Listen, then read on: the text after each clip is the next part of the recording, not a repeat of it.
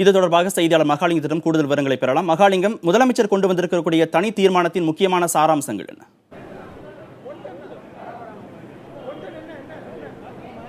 கார்த்திகேயன், இன்று காலையில் பேரவை நடந்து கொண்டிருந்த போது முதலமைச்சர் எழுந்து அரசு தனி சிறப்பு தீர்மானம் ஒன்றை கொண்டு வந்தார். அதிலே சென்னை உயர்நீதிமன்றம் என பெயர் மாற்றம் செய்வதற்கு மத்திய அமைச்சரவை ஒப்புதல் அளித்த பிறகு கடந்த 18ஆம் தேதி அன்று இதற்கான ஒப்புதலை மக்களவையில் முன்வைக்கப்பட்டு அது அனுமதி பெறப்பட்டிருக்கிறது. எனவே இந்த சூழ்நிலையில் இது சென்னை உயர்நீதிமன்றம் என பெயர் மாற்றம் செய்வதை காட்டிலும் தமிழகத்திற்கும் ஒட்டுமொத்தமான ஒரு உயர்நீதிமன்றம் இருப்பதாகவும், எனவே இதை தமிழ்நாடு உயர்நீதிமன்றம் என அழைப்பதே சரியாக பொருந்தும் எனவும் முதலமைச்சர் தெரிவித்தார். அதே போல மதுரையில் உள்ள உயர்நீதிமன்றத்தினுடைய கிளை சென்னை உயர்நீதிமன்றத்தினுடைய கிளை என சொல்லப்பட்டிருப்பதை அவர் சுட்டிக்காட்டினார்.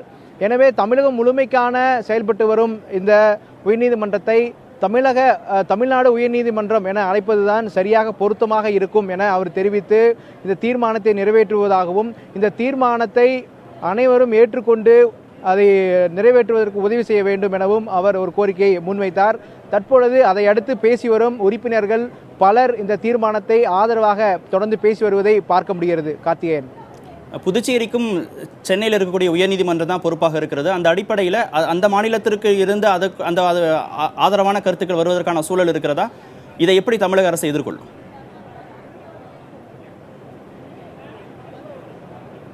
தற்போதைக்கு இது தமிழக சட்டமன்றத்தில் ஏற்பட்டிருக்கிற ஒரு முக்கியமான ஒரு கவனஈர்ப்பு தீர்மானமாக இதை பார்க்கிறார்கள். இதற்கு எதிர்க்கட்சிகள் தரப்பில் இன்னும் அதாவது காங்கிரஸ் மற்றும் திமுக உள்ளிட்ட முக்கிய எதிர்க்கட்சிகள் இதுவரைக்கும் இன்னும் பேச ஆரம்பிக்கவில்லை. மற்ற உறுப்பினர்கள் பேசி வருகிறார்கள், மற்ற கட்சியை சார்ந்த உறுப்பினர்கள் பேசி வருகிறார்கள். அவர்கள் இந்த பிரச்சனையை எழுப்பதற்கான வாய்ப்பு இருப்பதாகவே சொல்லப்பட்டிருக்கிறது.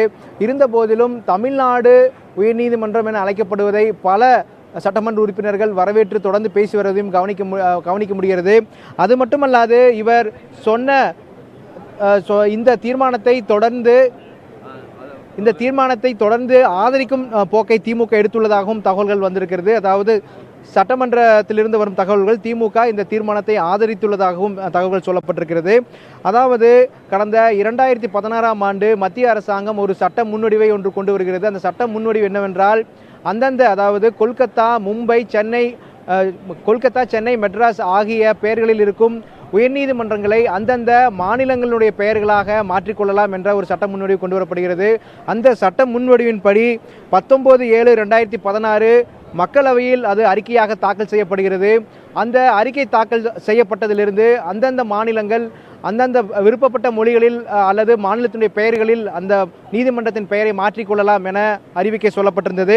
இந்த சூழ்நிலையில் தமிழக முதலமைச்சர் அவர்கள் தற்பொழுது இந்த சென்னை உயர்நீதிமன்றம் என பெயர் மாற்றத்திற்கு பதிலாக தமிழ்நாடு உயர்நீதிமன்றம் என பெயர் மாற்றம் செய்ய வேண்டும் என்ற ஒரு தீர்மானத்தை கொண்டு வந்திருக்கிறார். குறிப்பாக இது தமிழகம் முழுமைக்கான ஒரு நீதிமன்றமாக இருப்பதால் அப்படி கொண்டு வர வேண்டும். இரண்டாவது, ஏற்கனவே மெட்ராஸ் மாகாணமாக இருந்ததை அண்ணா முதலமைச்சராக இருந்த போது தமிழ்நாடு என பெயர் மாற்றம் செய்வதற்கான முயற்சிகளை மேற்கொண்டு அதில் வெற்றி பெற்றார். எனவே தமிழ்நாடு என பெயர் மாற்றம் செய்த பிறகு அதை சுட்டிக்காட்டிய முதலமைச்சர் அதே போல தற்பொழுது அது தமிழ்நாடு உயர்நீதிமன்றம் என அழைப்பது சரியாக இருக்கும் என ஒரு விஷயத்தையும் அவர் பேசினார்.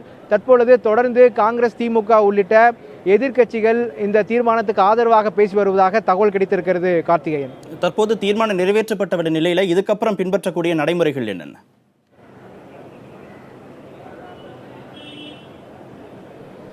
இந்த தீர்மானம் நிறைவேற்றப்பட்ட பிறகு குறிப்பாக இந்த தீர்மானம் மத்திய அரசாங்கத்திற்கு ஒரு அழுத்தம் கொடுக்கும் தீர்மானமாகத்தான் பார்க்கப்படுகிறது. இந்த தீர்மானத்தை இறுதியாக வாசிக்கும் பொழுது முதலமைச்சர் மிக தெளிவாக மத்திய அமைச்சரவைக்கு இதன் மூலமாக ஒரு தக்க அழுத்தத்தை கொடுக்க வேண்டும். தக்க அழுத்தத்தை கொடுத்து இந்த பெயர் மாற்றத்தில் சென்னை உயர்நீதிமன்றம் என்பதற்கு பதிலாக தமிழ்நாடு உயர்நீதிமன்றம் என்ற ஒரு மாற்றத்தை கொண்டு வர வேண்டும் என தெரிவித்தார். எனவே இந்த தீர்மானம் நிறைவேற்றப்பட்டு அடுத்த கட்டமாக மத்திய அமைச்சரவைக்கு இது அனுப்பப்படும் என எதிர்பார்க்கப்படுகிறது. அதே போல இதற்கான தேவைப்படும் பட்சத்தில் சட்ட திருத்தங்கள் கொண்டு வருவதற்கான வாய்ப்பு இருப்பதாகவும் கருத்துக்கள் வெளியாகியுள்ளன. கார்த்திகேயன்.